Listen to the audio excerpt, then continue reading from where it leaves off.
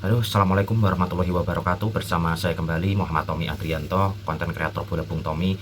Pada kali ini saya akan membuat suatu video yang berkaitan dengan sepak bola, yaitu akan membahas tentang tim nasional Indonesia yang sedang berlaga di Piala AFF 2024. Nah, kemarin pada tanggal 12 Desember 2024, tim nasional Indonesia baru saja bertanding melawan tim nasional Laos di Stadion Manahan Solo, dan sayang sekali tim nasional Indonesia harus ditahan imbang oleh tim nasional Laos. Hasil ini merupakan hal yang sangat mengecewakan karena dilihat dari ranking FIFA, tim nasional Laos berada di bawah kita, dan pertandingan-pertandingan sebelumnya tim nasional Laos selalu kita kalahkan dengan skor yang cukup besar. Namun pada pertandingan kemarin tim nasional Indonesia harus ditahan imbang dengan Laos dengan skor 3-3. Nah, dari beberapa pertemuan memang hasil seri dengan Laos ini tidak hanya sekali saja, namun juga sudah pernah pada tahun 2012 tim nasional Indonesia harus bermain imbang dengan Laos dengan skor 2-2. Nah, pada saat pertandingan kemarin, untuk masalah formasi, memang Sintayong masih menggunakan formasi yang biasanya digunakan, yaitu 3-5-2, namun ada beberapa pergantian pemain. Untuk kiper ada Dava, dan untuk 3 back ada Kakang, center back sebelah kanan.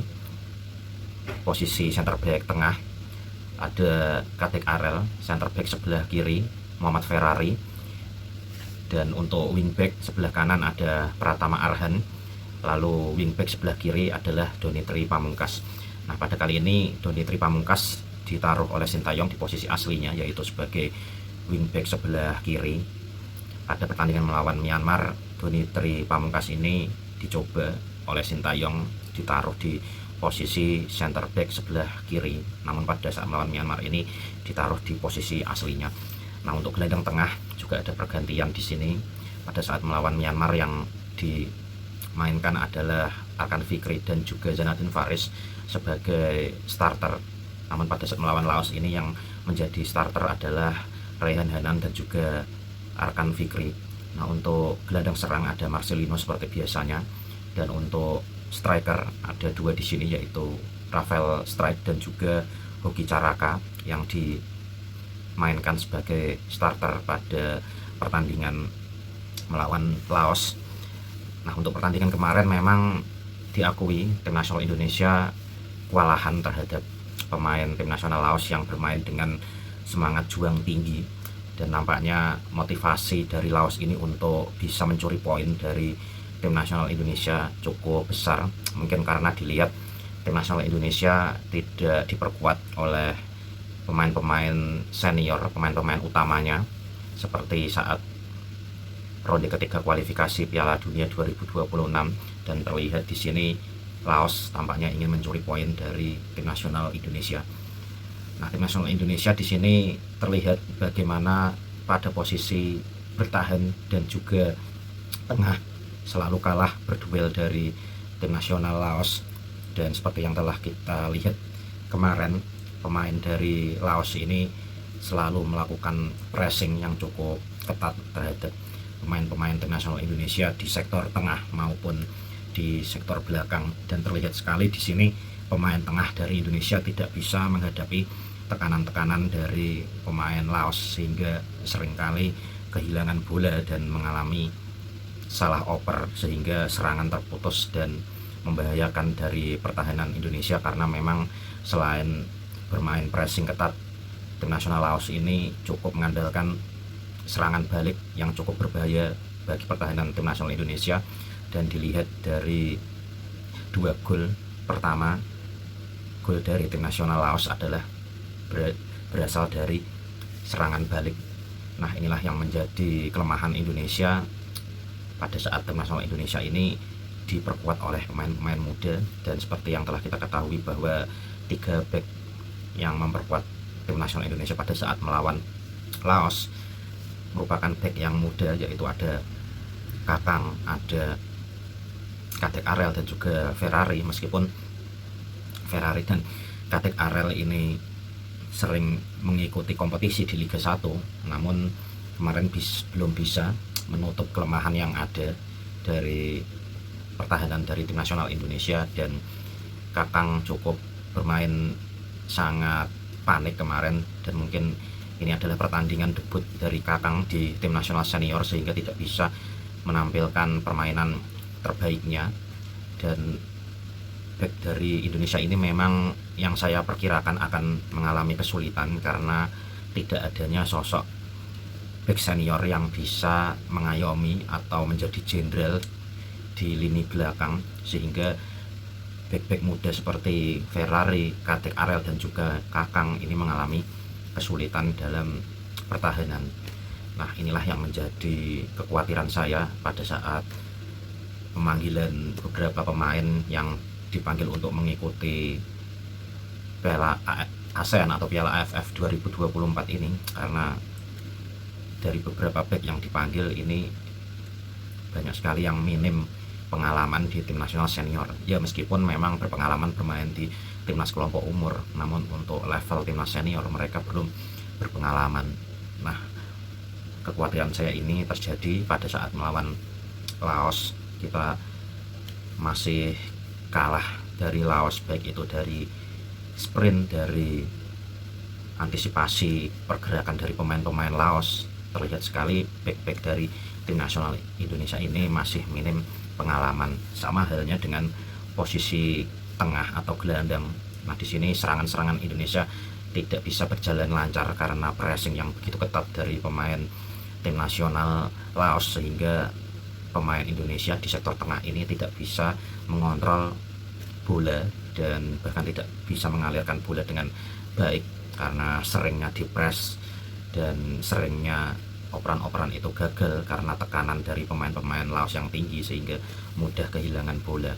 Nah, inilah yang harus diwaspadai nantinya pada saat melawan timnas Vietnam. Dan kemarin melawan timnas Laos kita sudah kesulitan, melawan Myanmar kita juga sudah kesulitan, apalagi nantinya ketika melawan Vietnam kita harus waspada karena melawan Vietnam ini pemain-pemainnya mayoritas adalah pemain senior, dan terlihat sekali Vietnam serius untuk mengikuti Piala AFF pada tahun 2024 ini.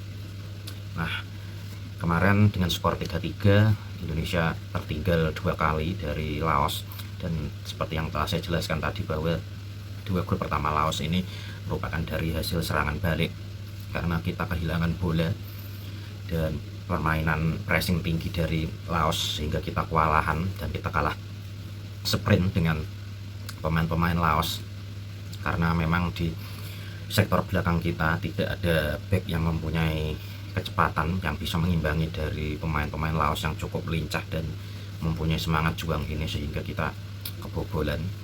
Nah, justru dari tim nasional Indonesia ini juga seharusnya kesulitan untuk menembus pertahanan dari Laos, namun kita beruntung bisa mendapatkan 3 gol dari hasil bola-bola mati.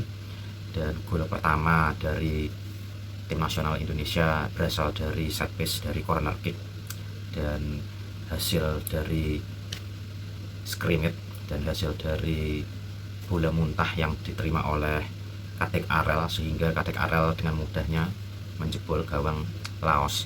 Dan gol kedua dari tim nasional Indonesia juga dicetak melalui lemparan ke dalam dari Pratama Arhan, dan lagi-lagi di sini Pratama Arhan mempunyai peran yang sangat penting dalam melakukan lemparan dalam, dan Muhammad Ferrari bisa mencetak gol menyambut lemparan ke dalam dari Pratama Arhan. Dan gol ketiga dari tim nasional Indonesia juga dicetak melalui corner kick dari tendangan sudut. Nah, inilah yang mungkin harus dievaluasi bagaimana permainan dari Sintayong pada saat melawan Vietnam nanti.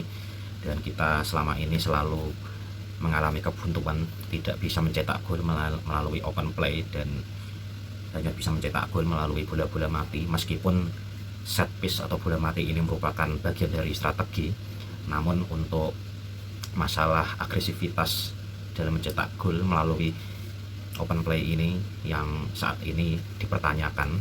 Nah, semoga Sintayong nanti pada saat melawan Vietnam bisa memperbaikinya, meskipun nanti melawan Vietnam merupakan pertandingan yang cukup sulit. Nah, dari kesalahan-kesalahan tadi semoga tim nasional Indonesia bisa memperbaikinya segera, Dan kemarin juga seharusnya tim nasional Indonesia bisa memenangkan pertandingan seandainya Marcelino Ferdinand tidak mendapatkan kartu merah, dan pelanggaran yang dilakukan pun juga sangat disayangkan, terlalu gegabah apa yang dilakukan oleh Marcelino, sehingga sayang sekali Marcelino harus di kartu merah dan tim nasional Indonesia harus bermain dengan 10 pemain pada saat skor masih 2-2. Dan namun kita beruntung pada saat kita bermain dengan 10 pemain justru kita bisa mencetak gol tadi melalui gol dari Ferrari, hasil dari corner kick dari set piece. Namun dalam beberapa menit tidak lama kita harus kebobolan oleh Laos, dan sayang sekali. Dan kita lihat memang Laos ini mempunyai kecepatan, pemainnya lincah dan juga mempunyai semangat juang tinggi untuk melakukan pressing. Nah, inilah yang membuat tim nasional Indonesia mungkin kaget. Biasanya tidak pernah melihat Laos bermain seperti ini kemarin, bermain ngotot, namun kemarin memperlihatkan permainan yang cukup bagus Laos. Dan kita memang pemain-pemain muda ini akhirnya bisa mendapatkan pengalaman berharga. Semoga mereka bisa menggunakan pengalaman itu untuk memperbaiki, melakukan evaluasi agar pertandingan-pertandingan berikutnya bisa mendapatkan kemenangan poin 3. Karena pada saat ini tim nasional Indonesia mempunyai poin 4 dari hasil menang 1 kali dan seri 1 kali, mendapatkan poin 4. Untuk saat ini tim nasional Indonesia masih di peringkat pertama karena Vietnam dan juga Filipina baru bermain 1 kali. Filipina kemarin juga berhasil bermain imbang dengan Myanmar, dan memang peluang Indonesia masih terbuka. Namun apabila nantinya pada saat melawan Vietnam kalah, peluang sangat berat sekali karena memang harus melihat pertandingan lainnya. Dan semoga saja Vietnam apabila tim nasional Indonesia kalah bisa memperoleh poin penuh semua, dan kita berharap dari negara-negara lainnya untuk bermain imbang, dan mungkin itulah hasil yang bisa membuat aman Indonesia untuk bisa lolos ke babak semifinal. Dan saat melawan Vietnam nanti semoga diharapkan tim nasional Indonesia bisa lebih percaya diri lagi, karena mungkin masalah percaya diri ini yang harus dimiliki oleh tim nasional Indonesia, karena memang mungkin pada saat turnamen ini mereka belum punya pengalaman untuk bermain di tim nasional senior, sehingga tidak bisa menampilkan performa terbaik mereka. Nah, namun dengan dilakoninya 2 pertandingan kemarin pada saat melawan Myanmar dan juga melawan Laos, kepercayaan diri pemain-pemain Indonesia ini bisa segera meningkat. Nah, oke, mungkin begitu saja informasi dari saya. Semoga tim nasional Indonesia bisa lolos ke semifinal dan kita bisa melihat tim nasional Indonesia untuk mengangkat piala, untuk juara Piala AFF yang pertama kalinya. Nah, oke, mungkin begitu saja. Saya Muhammad Tommy Adrianto, konten kreator Bola Bung Tommy. Saya pamit dulu, sampai ketemu lagi. Wassalamualaikum warahmatullahi wabarakatuh.